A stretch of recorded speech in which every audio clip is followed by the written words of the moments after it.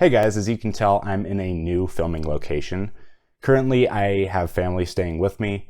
They're using the room that I usually film in, so I'm using this area. Anyway, with Glass Onion, a Knives Out mystery coming out tomorrow in theaters, I thought this would be a great opportunity to talk about that original film.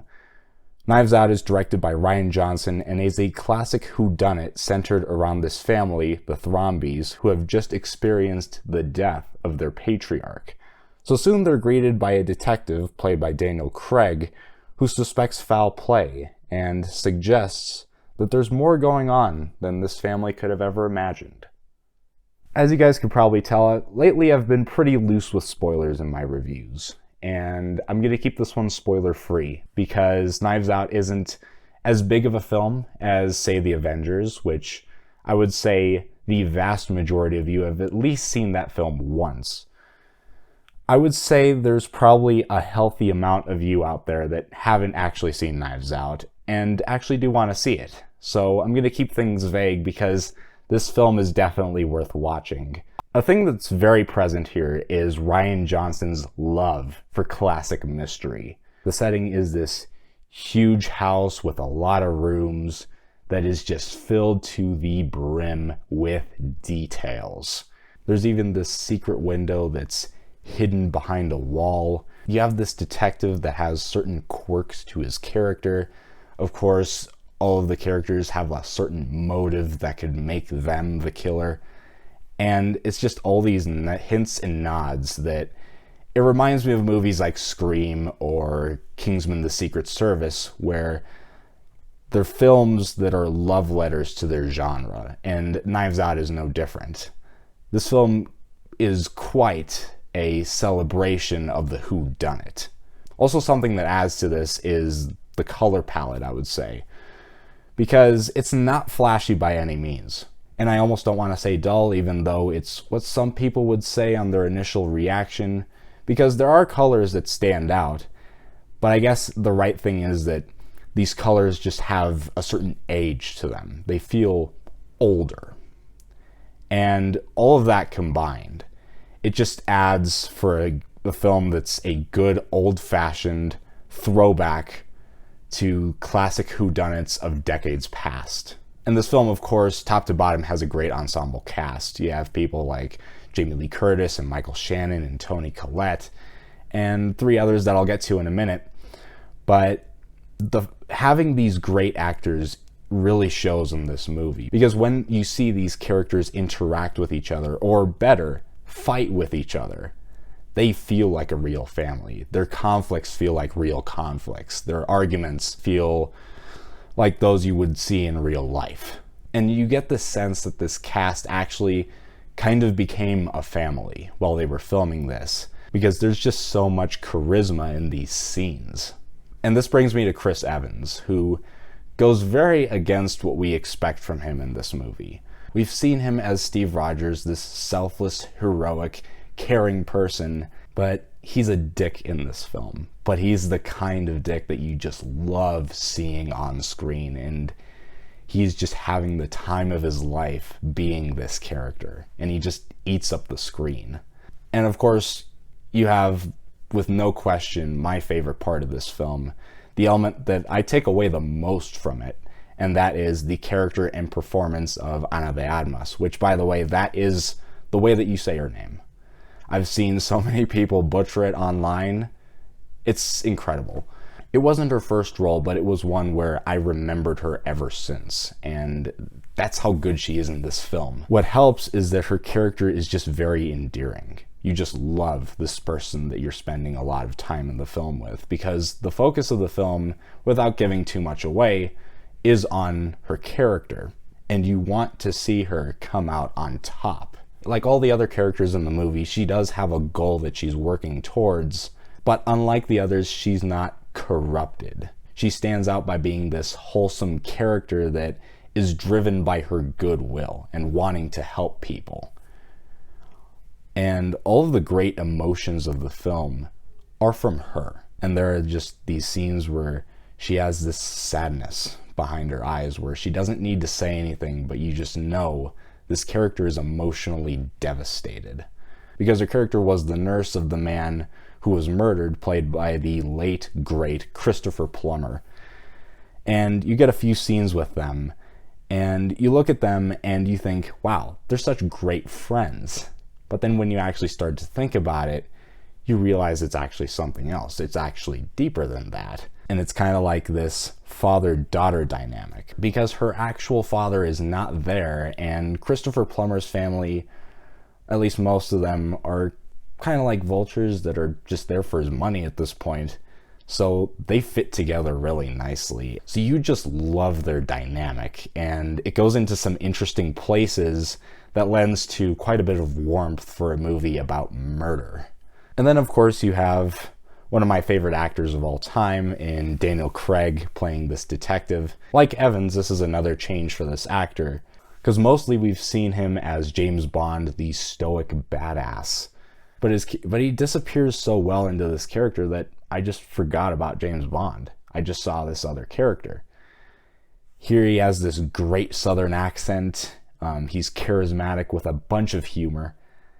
For example, there's a scene where he's talking to a character about his thoughts on the case and how he just has this case in front of him, but there's like a hole in the middle that he can't figure out. And then he starts comparing it to a donut. And the analogy goes on for so long, it's one of the biggest laughs of the entire film, which is something else that works about this film, that it's very fun and funny as well. That Rian Johnson goes for some silly stuff at times, which is always a risk, combining comedy with more serious aspects, but here he nails a balance where the comedy doesn't compromise the drama. And actually, at times, you get like these subtle hints that, at least to me, they were hints of like meta humor, where it was Rian Johnson just sitting there poking fun slightly at the genre, and it worked. It was nice to see. Also, the mystery aspect, I thought, was pretty smart. Usually in mystery, you either know very little about what's happened, or if you watch a show like Columbo, which I hope some of you have seen that show, and it's not some obscure reference that I'm making just now, but if you watch a show like Columbo, you start out knowing exactly how the murder took place, and the rest of the time you're waiting for Columbo to put the pieces together and figure it out. This film is comfortable with leaving you in an awkward state for a lot of time. Because at the beginning you're shown certain things about the death, and those seem very definitive, even though part of you can still doubt that that's a complete picture. For a while, you're just left wondering, is there really more to this, or am I just waiting for these characters to figure out what I already know? But either way, it leaves you in a position where you don't really know where the film's going to go, and that's a good thing. What I will say is that this was a second watch for me, and because I saw it back when it came out a couple of years ago. And the question is always, does the mystery lose steam once you know what happens? I will admit, watching it again, the mystery slightly diminishes because you do know what happens, which would be a problem if the film didn't have its heart in the right place. But it does, and it's a character-based story. It's an examination of what real family is, and how sometimes when greedy motives appear, you can have problems, and that blood thicker than water doesn't mean much. And it's also looking at how maybe an outsider can be more like family than an actual blood relative. It's these interesting characters that will make me rewatch the film. But what I will say is that the pacing is a bit of an issue. Like, this film is made up of lots of scenes of people talking. And don't get me wrong, there are so many scenes of that absolutely work. And they're amazing. And the film is never boring, but you do feel those 2 hours. And I'm betting that if I really sat down and thought of every frame and scene, I could find things to trim or a new way to structure certain segments. For example, the first 20, 30-ish minutes are back-to-back scenes of the police asking different family members' questions about the murder. And it makes sense because you're getting exposition, but you're also being introduced to all these different characters. But just something about the structure made the sequence somewhat feel like it was dragging its feet at a certain point. There are other segments in the film that they kind of feel that way as well. And like I said before, it's not boring. You're very interested in what's happening. It's just a very small thing I noticed. What I'm going to mention next is neither good or bad. It's just an observation and kind of my expectations for Glass Onion. And one thing I think I had at the back of my mind the first time I saw this film, but definitely was clear to me on rewatch, is that it does feel like a one and done. Because the way the film ends, you get a form of conclusion, I won't get into it, and it works. Also, the focus on the film is on the character of Ana de Armas. Detective Blanc is mainly in the background and occasionally steals a scene. You don't know anything about him besides him being this eccentric detective, which is a staple of the whodunit. Yet his character is the one that's coming back, and he seems to be the only connective tissue between this and Glass Onion. I haven't seen the trailer, so I'm not sure if that explained what they're going to do with his character. You know, on one hand, it makes sense as being a classic mystery. It's like with Agatha Christie, where Poirot is with different people going from Orient to Death on the Nile. But Poirot seems to be more in the center in those stories. And like I said with this film, there's a human story being told besides, let's figure out how this person died. My fear with the sequel is that it's just going to be another mystery, and this new detective in Blanc is just the excuse to get it done. So, you know, I could be wrong. If I am, that's great.